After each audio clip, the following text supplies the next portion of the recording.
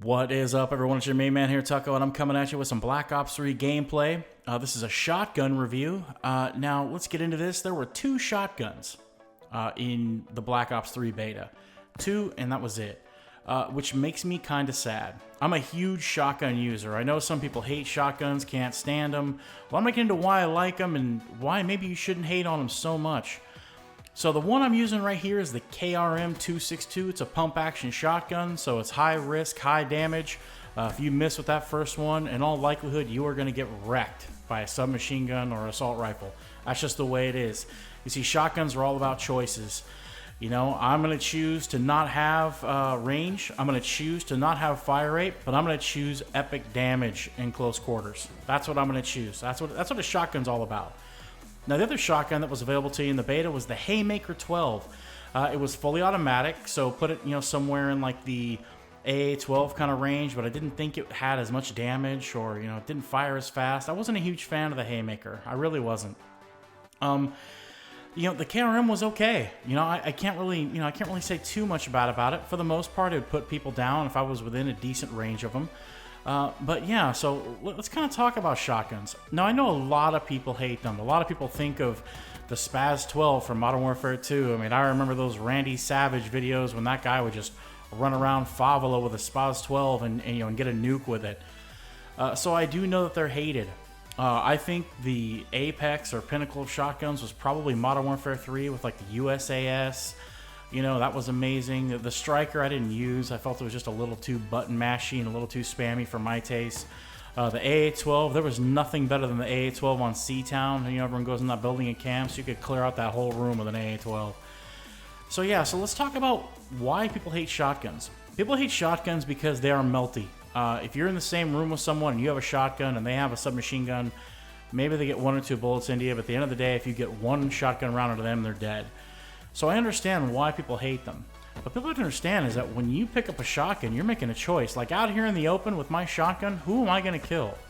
I mean, really, if some guy, I just got wrecked by a bow and arrow right there, for Christ's sake. I mean, come on, cowboys and Indians and shit. So, when you pick a shotgun, you're definitely making, choices. It's like I said in the beginning, you're choosing high damage, low fire rate, low range. You're making that choice consciously. You're saying, hey, I'm going to go ahead and I'm going to try this. Nothing's better than a shotgun for clearing out buildings. There's not supposed to be anything better than a shotgun for clearing out buildings. But out here, out in the open, not so much, man. I'm probably going to lose that battle, especially if I miss. If you miss with a shotgun, it's lights out in London, man. You're done. So I've never understood the hatred towards shotguns. Now, I do understand during Black Ops 2, people felt the Remington was a little bit too melty, maybe in the beginning, but after it caught a bunch of nerfs, it really wasn't that great. It became a hit marker machine. It really did. Yeah, same thing with, when you played Ghost, the FP6 was a hit marker machine. The TAC-12 was not much better. So, it's one of those things where I think they've been degrading shotguns more and more. I mean, Advanced Warfare, I didn't really play Advanced Warfare too much, but I didn't find the Bulldog to be that crazy. Now the Bulldog in Ghost was a little spammy.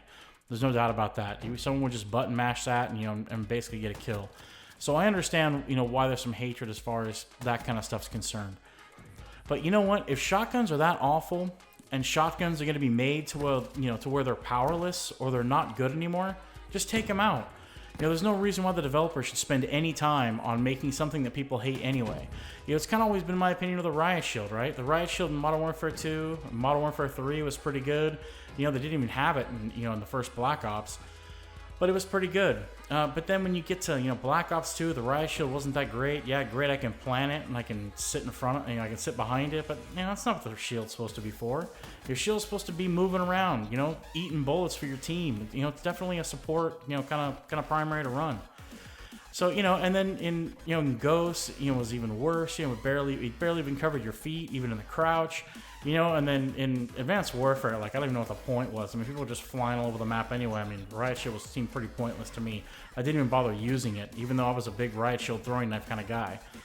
So, my thing is this, that if developers are not going to like a weapon, or if a community hates something so much, they should just remove it and give us something that people want.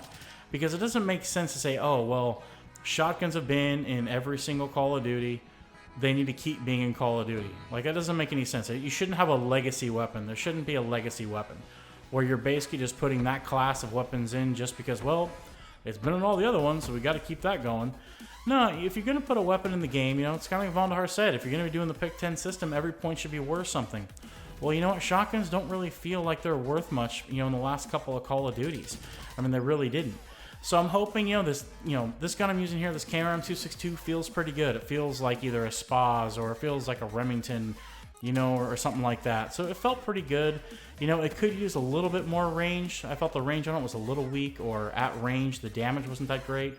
So I think they need to kind of increase its overall effective range, so that way you carry that same damage. But other than that, it was okay. The Haymaker 12 I didn't really like because I'm not a big automatic shotgun guy unless it's the AA-12 from Modern Warfare 3 or even Modern Warfare 2. I remember, running around on Overgrown in Modern Warfare 2 and just wrecking kids with that thing. So, that's the thing. So I'm also hoping there'll be more shotguns in the game. I'm hoping when it launches, there'll be 1 or 2 more. They need to have. Apparently something got leaked that there's a lever action shotgun. Oh my God, you're trying to tell me the models are coming back? I love the 1887s. And even post-patch of Modern Warfare 2, I love the 1887s. It's just a fun game. There was nothing better in Modern Warfare 3 than me running around with my gold model with damage on it and just scraping people. People used to get so upset and so mad about it. But you know what? Hey, dude, if it's long range, you're going to kill me. And this guy's still camping up here. Jesus. So, it's one of those things that I'm hoping they add more. So either get rid of the shotguns entirely or make them worth something. Make them fun again. Because running a shotgun class is fun. There's nothing more fun than blowing some guy in half and hearing him cry on the mic about it.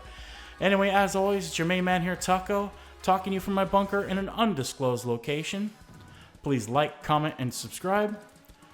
Peace, love, and soul. I'm out.